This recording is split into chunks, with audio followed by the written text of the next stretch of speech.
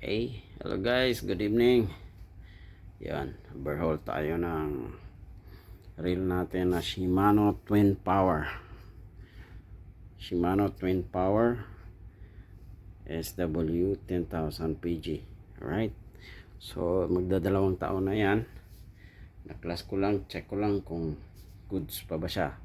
So kasi maliit lang yung bangka sinasakyan namin, so normally may mga splash ng seawater at saka may pressure yun, posibleng mag-penetrate sa reel. So hindi naman ako technician mind, kaya ganitong ginawa ko, no? Pa isa-isa. Ayan, yan yung na kung tinanggal ito, goods naman to. Ayan, goods yan, hindi ko na binaklas. Yan yung screw, ganyan, pasunod-sunod yan. Itong bail, binaklas ko na rin to, na itong binaklas. Yan, para pagbalik ko salpak na lang. Ito handle, binaklas ko na rin yan, ilagyan ng grasa. Okay na yung goods, yung bearing dito, dito ayos yan lahat, so walang problema. Ito naman, yan, ito bearing, parang revolver bearing to, no? Ayan, no? So goods naman, huwag mo nang baklasin yan, no?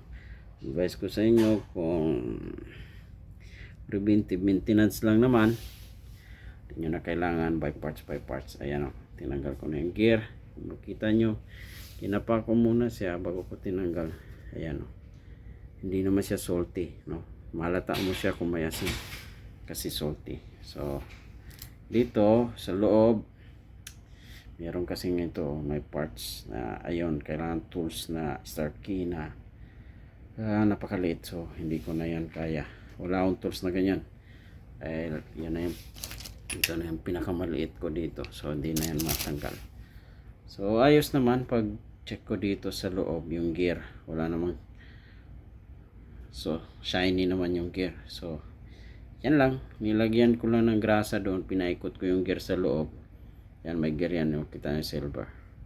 Tapos ito yung cup connected niya na gear bearing. Yan, super ayos.